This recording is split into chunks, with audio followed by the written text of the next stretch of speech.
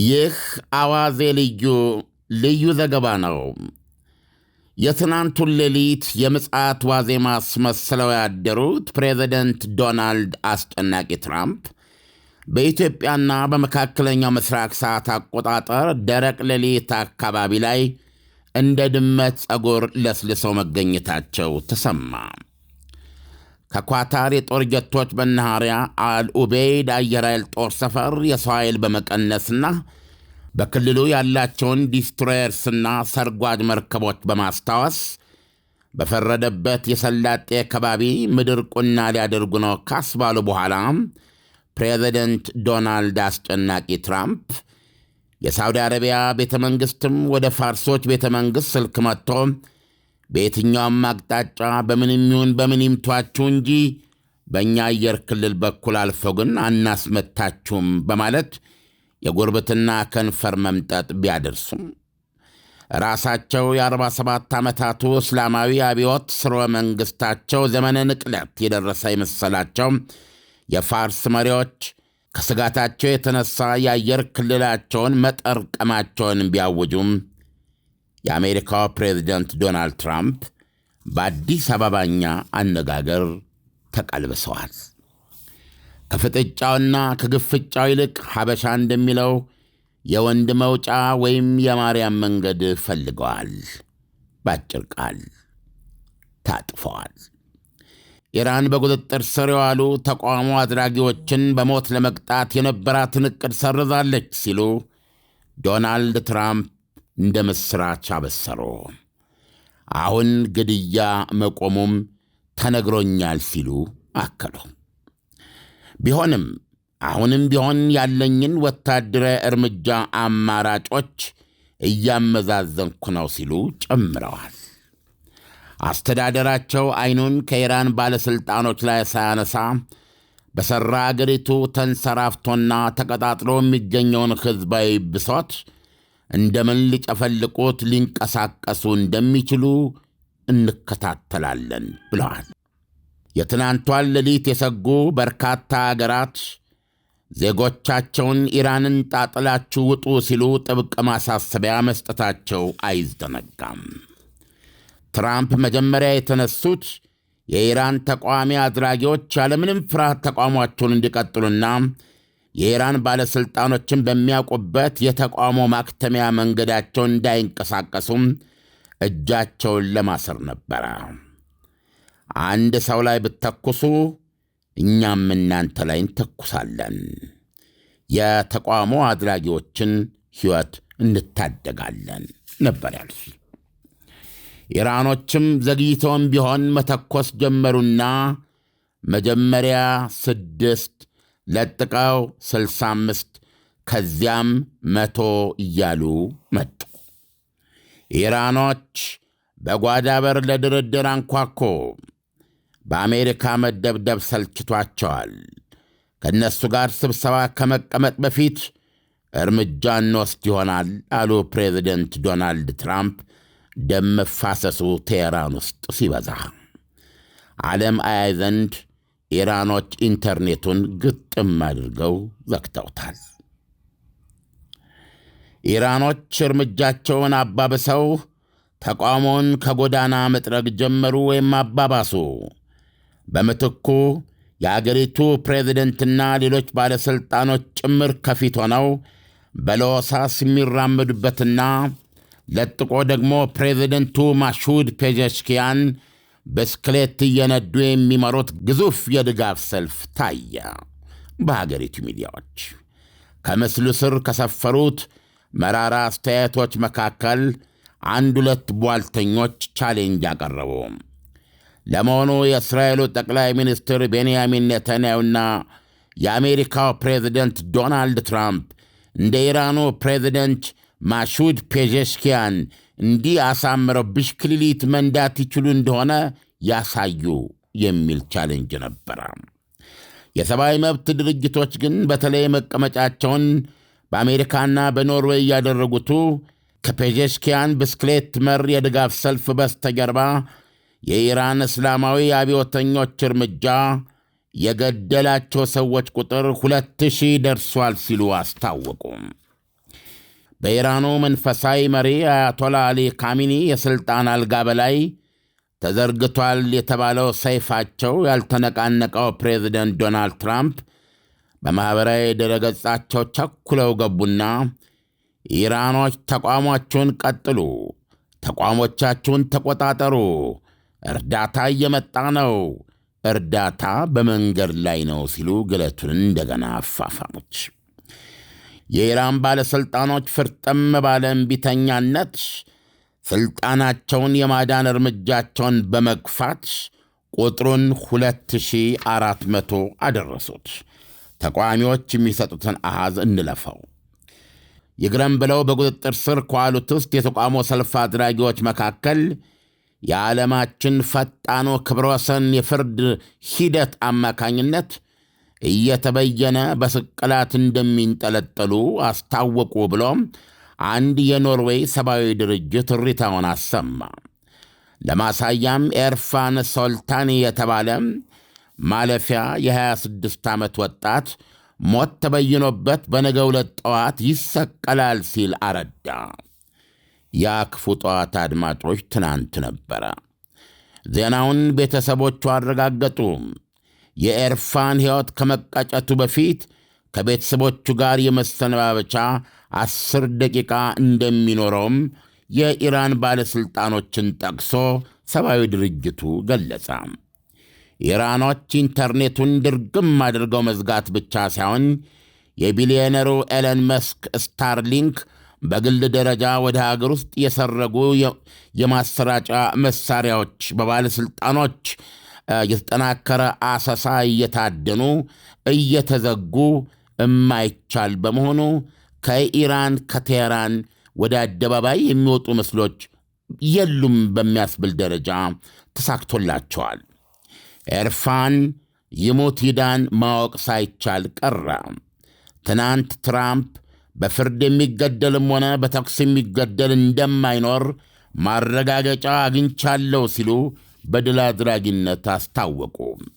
የኢራን ውጭ ጉዳይ ሚኒስትር አባቺም መቼ ነው ደግሞ በተጣደፈ ችሎት በስቅላት እንገድላለን ያልነው? ሄንጋው የሚባለው የኖርዌይ የሰብአዊ ድርጅት ከየት አመጣው? አረ በፍጹም ማንንም ፈርደን አንገድልም፣ እንዲህ አይነት ነገር አይኖርም ሲሉ አስታወቁ በታላቅ እፎይታ። ለጊዜው አሁን አሊ ካሚኒም ዶናልድ ትራምፕም የወንድ መውጫ ሳያገኙ የቀሩ አይመስልም። ለምን ቢባል ኢራኖችም የ26 ዓመት ወጣቱን ላለመግደል መወሰን ብቻ ሳይሆን በእሱ መንገድ ሌሎችም ላይ የተበጣደፈ ፍርድ፣ የስቅላት እርምጃዎች የሚባል ነገር አይኖርም ሲሉ ቢያንስ እጃቸውን መሰብሰባቸውን ለማሳየት ሞከሩ። ዶናልድ ትራምፕም ቢያንስ ኤርፋንን ሳያድኑ አልቀረም። ዳንኤል፣ አሁን ያለው ሁኔታ ይሄ ነው የሚመስለው። ነገር ግን ይሄ ነው መደምደሚያው መቋጫው ብሎ ማቆም አይቻልም። የነገሮች ሂደት ገና ያበቃ አይመስለንም። ለጊዜው ግን በዚህ መልኩ ማየት ይቻላል። ዓለም ዶናልድ ትራምፕ የኢራን ተቃዋሚዎችን ለመርዳት እንደሚመጡ ተናግረው አሁን ደግሞ ሐሳባቸውን ቀይረዋልና ስለዚያውም በተቃውሞ ሰልፉ ምክንያት ለሞቱት ሰዎች ምን ሊያደርጉ አስበዋል? ወይስ ደግሞ በተቃውሞ ሰልፉ ላይ ምንም አይነት ሰው አልሞተም ሊሉን አስበው ነው ዶናልድ ትራምፕ? ነው በተቃውሞ ሰልፉ ላይማ እንግዲህ ቢያንስ ሰብአዊ ድርጅቶቹ እንደሚሉት 2400 ሰው ተገድሏል። የኢራን መንግስት እንደሚያቀርበው ደግሞ ከመቶ በላይ የህግ አስከባሪዎች ተገድለዋል። በነገራችን ላይ የኢራን መንግስት እንደሚያቀርበው ከሆነ በዛ በሰልፉ ሂደት ውስጥ እነዚህ የጸጥታ ኃይሎችን ጭምር የሚገሉ አንዳንድ ለመጥቀስ የሚዘገንኑ እርምጃዎችን የሚወስዱ አካላት ነበሩ ብለው በቴህራን በኩል ይቀርባል እና መሳሪያ ታጥቀው እርምጃ እስከመውሰድ ድረስ ያሉ አካላትንም ያካተተ ኃይል እንደነበር ነው የሚገልጹት። ለማንኛውም ይህ ህዝባዊ ንቅናቄ የሚባልበት ምክንያት ለምንድን ነው? የኢራን ካሏት 31 ክፍለ ሀገሮች ውስጥ የቀረ የለም። በሁሉም ክፍለ ሀገር ውስጥ ይህ ንቅናቄ ነበር። ባለፈው እንዳቀረብነው በ180 ከተሞች እዚህ ድረስ ደርሶ ነበር እና አሁን በምን ሁኔታ ላይ እንዳለ የተቃውሞ ሂደቱ ቆመዋል፣ ሙሉ በሙሉ አልቆመም የሚለውን ለማረጋገጥ ከኢራን በይፋ ከሚሰጡት መግለጫዎች ውጭ አሁን ኢንተርኔት ክፍት ስላልሆነ ሌላ ማረጋገጫ የለም። ዳንኤል፣ ለማንኛውም የሞቱትን በተመለከተ ከዚህ በፊት የነበረ ነው። እንግዲህ አሁን የተለየ አድርጎት የነበረው ዶናልድ ትራምፕ ዋነኛ ጣልቃ መግባታቸው ይሄ እንዳይደርስ ነበር። ሰልፈኞቹ ወይም ተቃውሞ አድራጊዎቹ አትገደሉም፣ በአደባባይ ተቃውሟችሁን በነፃነት መግለጽ ትችላላችሁ የሚል ዋስትና ለመስጠት ነው ዶናልድ ትራምፕ ጣልቃ የገቡት። ምናልባት እንደውም የዚህ ተቃውሞ ምናልባት ባህሪውም ከፍተኛ ሊሆን ይችላል። ኢራኖች በ2022 ዓመተ ምህረት የገጠማቸውን ከአንዲት ወጣት አይነ ርግብ አላደረግሽም በሚል በቁጥጥር ስር ከሞተች ወጣት ጋር ተያይዞ የተንቀሳቀሰ የሴቶች ንቅናቄ ልትለው ትችላለህ፣ የሴቶች መብት በመጠየቅ በሀገሪቱ።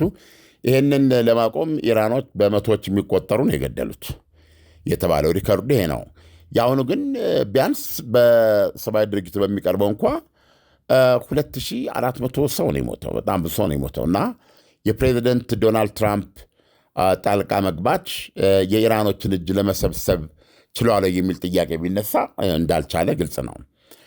ወይም ቃላቸው በኢራን አመራሮች ዘንድ ተፈርቷል፣ ተከብሯል፣ ታፍሯል የሚል ጥያቄ ቢነሳ ያው መልሱ ግልጽ ነው። ስለዚህ ዶናልድ ትራምፕ በተዋረድ በየጊዜው እየወጡ ይሰጧቸው የነበሩ መግለጫዎች መጀመሪያ ላይ ከነበረው አንድም ሰው እንዳይገደል አደርጋለሁ የሚል መንደርደሪያ ተነስተ ስትመለከት እና በሂደት ቅድም ባስቀመጥኳቸው ቀደም ተከተሎች ስትሄደው ኦልሞስት የአንድ ሰው ሕይወት በተጨባጭ ያዳነ መስሎ ነው የሚታየው። ስለዚህ ለዚህ ነው ሂደቱ አለቀ ወይስ ይቀጥላል ወይስ በዚሁ ያበቃል የሚለውን እንደው ዝም ብለን በንጥልጥል መተው አለብን የምንለው። የሞቱትን በተመለከተ ያው በትግል ሂደት ውስጥ ነው። ከዚህ በፊት ከነበረው የተለየ አይደለም። ታሪክ ይቀጥላል። ዓለም ዶናልድ ትራምፕ በኢራን ላይ ከፍተኛ ውጥረትን ከፈጠሩ በኋላ መልሰው ደግሞ የመለሳለሳቸው ነገር ምንድን ነው ሚስጥሩ? እንደገና ደግሞ የሞት ፍርድ የተፈረደበት ኤርፋን ሶልታኒ ኢራን በስቅላት እንደምትቀጣው ተናግራ ነበርና አሁን ደግሞ ሐሳቧን ቀይራለች። ስለዚህ ከዶናልድ ትራምፕ ጋር ኢራን የሆነ ድርድር አድርጋ እንደነበር የሚያሳይ ምልክት ሊሆን አይችልም ወይ? ያ በተጨባጭም እንደዛ ነው የሆነ ማረጋገጫ ደርሶኛል ነው እኮ ያሉት ትናንትና። ነገር ግን የተነሱበት ዓላማ ምንድን ነው ነው? እዚህ ላይ ለአድማጮች አንድ ነገር መግለጽ የምፈልገው ፒውርሊ ዶናልድ ትራምፕ አንድ ነገር እየሞከሩ ነው። አሜሪካ ከዚህ በፊት በራሷ በኢራን ላይ እንዳደረገችው አይነት ድብደባ ወይም ኤልሳልቫዶር ላይ እንዳደረገችው አይነት የስርዓት ነቀላና ተከላ ማካሄድ የሚቀል ነገር አይደለም። በማንኛውም ሁኔታ ውስጥ በቀላሉ መደጋገም የምትችለው ነገር አይደለም። ዶናልድ ትራምፕ እዚህ ጋር እየሞከሩ ያሉት ነገር ምንድን ነው? እንደነዚህ አይነት ማሳያዎችን ማድረግ ነው። አሁን ይህ ሶስተኛው ቻሌንጅ ነው የኢራን። አሁን በዚህ ኢራን በኩል ያለውን ደግሞ ትርጉም ያለው መጀመሪያ የሰጡትን ቃል የሚጠብቅ ለምሳሌ አሁን በቃሎቻቸው ፉርሽ ሆነዋል ብያለሁ። ተቋሙን ማለት ተቋሙ አድራጊዎችን አልጠበቋቸውም፣ አልታደጓቸውም። ይሄ ደርሷል። ነገር ግን ይሄ ተቋሙ እንዳይጠፋ ተቋሙ እንዲቀጥል ለማድረግ የሚያስችል እርምጃ በኢራኖች ላይ የሚወስዱና ይሄ የሚወሰዱት እርምጃ አሁን ያልኩን አይነት የሚፈጥር ነገር ከሆነ ዶናልድ ትራምፕ በሙከራ ላይ ያሉትን ነገር የሚያጠናክር ምናልባት ወደ ትልቅ መሳሪያነት ሊቀይርላቸው። ያ መሳሪያ ምን መሰለ? ለምሳሌ ማይክ ታይሰን በ20 ዓመቱ ነው ያለ ሶስቱንም የቦክስ የከባድ ሚዛን የቦክስ እንትኖች አሸናፊ ሆኖ የዓለም የቡጢ ንጉሥ የሆነው ማለት ነው። ከዛ በኋላ ከተወሰኑ በርካታ 20-30 ዝረራዎች በኋላ ከተወሰኑ ከታወቁ ዝረራዎች በኋላ ማይክ ታይሰን ተጋጣሚዎቹን የሚዘርራቸው በቡጢው ንዝረት ብቻ አይደለም ነው እንዴ? አይደለም። ተጋጣሚዎች ወደ መድረኩ ሲገቡ ከዚህ በፊት የዘረራቸው አዘራረሩ በተለይ በግራ እጁ ላይ የታመቀ አፐርከት የምትለው የታመቀ ኃይል ብዙ ጊዜ ዝረራውን የሚያደርግበት ምቱ ነው። ካገጨ በታች በሱ የተገኙ ወድቀዋል። ይሄ ደግሞ ይተነተናል። ይሄን ደግሞ የሚተነትኑ የሚዘግቡ አካል አሉ። ሌሎች ተጋጣሚዎች ሁሉ በሚገቡበት ጊዜ ከጥቂት ሰኮንዶች በስተቀር እዛ መድረክ ላይ ቆመው ሊቀጥሉ እንደማይችሉ ውስጣቸው አጥንታቸው ድረስ ዘልቆ የሚገባ ፍርሃት ይዘው ነው የሚገቡት ወደ ስቴጁ። ስለዚህ የሆነ ምት እስኪያርፍባቸው ነው የሚጠብቁት እንጂ አንዳንዶቹ ኢቭን እየፈሩ ለገንዘቡ ሲሉ ነው የሚገቡትና ገና አንድ ሁለት ጠንካራ ምት ሲገጥማቸው እንትኑን ነው የሚደገፉት ወይም እንዲ ሲሸሹ ሲዘረሩ ነው የሚታየው።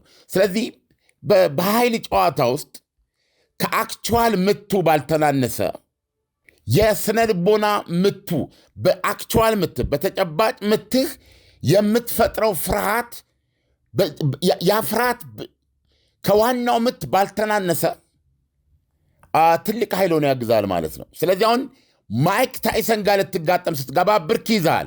ቢያንስ 50% ተሸንፈ ነው የምትገባው። ዶናልድ ትራምፕ እየሞከሩ ነው ያሉት። አሁን የኢራን ትልቁ ቻሌንጃቸው ነው። ምክንያቱም ቬንዙዌላ አይደለችም ኢራን። የብዙ የውጊያ ተሞክሮ አላት። ያው ከዚህ በፊት አይተናል በተደጋጋሚ። አሁን ኢራን ላይ ነው ትልቁ ፈተና የገጠማቸው። ይህንን የኢራን ፈተና እንዴት ይወጡታል ነው። የኢራንን ፈተና ሳይወጡት በዚህ ሁኔታ ተሸልሽሎ ቢቀር ኢራኖችም ያንን የተቋሙ ሂደት ተቆጣጥረው ሁሉን ነገር አጽድተው ካረጋገጡ በኋላ ኢንተርኔታቸውን ከፍተው ነገሮች ወደ መደበኛ ነገር ከተመለሱ ዶናልድ ትራምፕም በዚህ በኩል ታጥፈው እንደሄዱ ከቀሩ ምን አንድምታለው ብለህ ብትለኝ ኢቭን የቬንዙዌላውን አንጸባራቂና አስገራሚ ወታደራዊ ጀብዱ ያንኳስሰዋል። እንዳነ ያንኳስሰዋል፣ ውድቅ ያደርገዋል። ሪል ቻሌንጅ እንዳልገጠማቸውና በቬንዙዌላ በኩል በዚህ ደረጃ የካባቸውን ነገር ያፈርሷል። ስለዚህ ዶናልድ ትራምፕ አሁን የሆነ ነገር የማድረግ ግዴታ አለባቸው። ምክንያቱም ይሄን ነገር በዚህም ሆነ በዚያ መንገድ ኢራን ላይ አንዳች ነገር ማድረግ አለባቸው። ያን ካደረጉ ምን አይነት ነገር ነው የሚፈጠረው? ፓተርን ነው ዳኒ። ይሄን ነገር በተደጋጋሚ ከዛ በኋላ የጦር ጀት ማስነሳት፣ አውሮፕላን ተሸካሚ ማስጠጋት፣ ሰርጓጅ መርከብ በድብቅ መላክ አያስፈልጋቸውም። እንደዚህ ማታደርግ ከሆነ እንደዚህ ያደርጋለሁ በማለት ብቻ በርካታ የዓለም አካባቢ ላይ ሳይተኩሱ ማሸነፍ ይችላሉ። በቃላቸው ብቻ መንቀል መትከል ይችላሉ። አየህ፣ እንደውም አንዱ ሲል ምን አለ? የሪፐብሊካን ዘመን አብቅቷል፣ የኢምፔሪያሊዝም ዘመን ወይም አዲስ ዘመን መጥቷል፣ ኢምፔሪያሊዝም ብሎ ነው ያቀረበው። ስለዚህ ዶናልድ ትራምፕ ኢራን ላይ ያለባቸውን ፈተና በተሳካ ሁኔታ የሚወጡበት መንገድ ከፈጠሩ ከዚህ በኋላ በዚች ትሩዝ በሚባል ማህበራዊ ገጻቸው ላይ መልእክት በማስተላለፍ ብቻ ነው። እረፍ፣ ይህን ብታደርግ ይሄ መጣብሃል፣ ይሄን በማለት ብታምንም ባታምንም ቃላቸው ብቻ መሳሪያ ሊሆን ይችላል። ነገር ግን የኢራንን ፈተና ካልተወጡ ደግሞ እንዳልኩ ወደኋላ ሄዶ የነበሩ በተለይ ሁለት ኢራን መደብደባቸው ከዚህ በፊት የኒውክሌር ማብለያዋን ከዛ በኋላ ማዱሮን ከመኝታ ቤታቸው ይዘው መውጣታቸው ጀብዱ ተጨምሮ የአሜሪካ ፓወር ጥሬ ጉልበት ማሳያ የያዛቸውና እሳቸውንም የምድራችን ልዕለ ኃያል አድርጎ እሱ ብቻ አይደለም በራሽያ ስም የተመዘገበ ማንነቷን ቀይራ ስሟን ቀይራ የራሽያን ባንዲራ አድርጋ የራሽያ ቭላዲሚር ፑቲን ሰርጓጅ መርከብ አጃቢ ልከው እያዩ ከስር እያዩ መርከቧን ተሳፍረው ወደ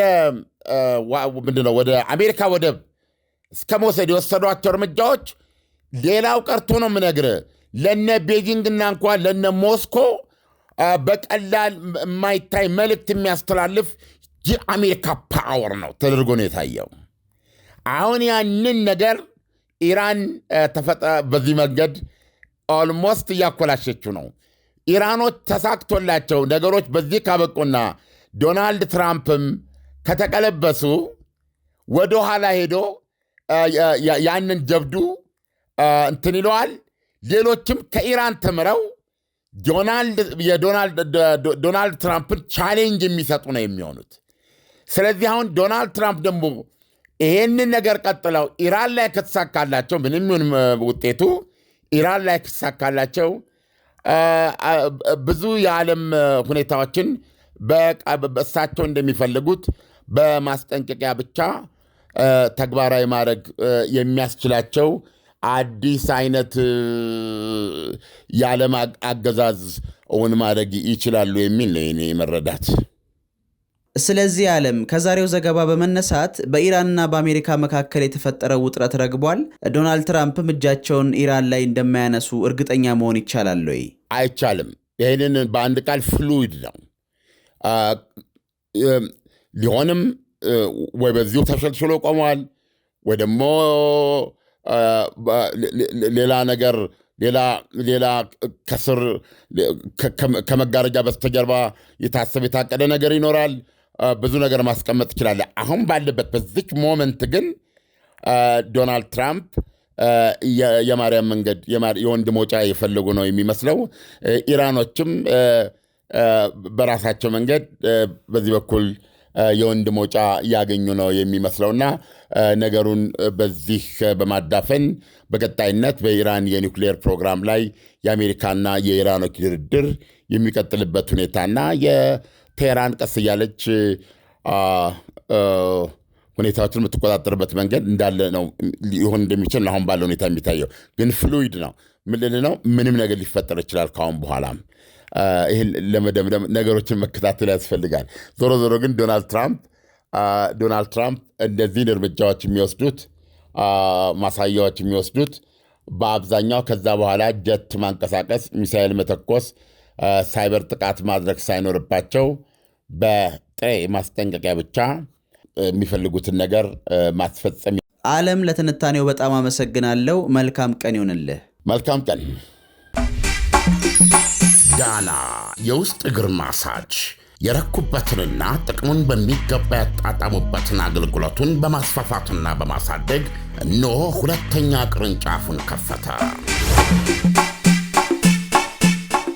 ዳና በአዲሱ ቅርንጫፋችን ሙሉ የማሳጅ ስቲም፣ የሳውናና የሞሮኮ አገልግሎት መስጠት ጀምረናል።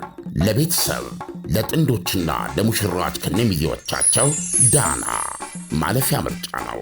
ዳና ቁጥር 1 ብስራተ ገብርኤል አፍሪካ ህንፃ 3ኛ ፎቅ።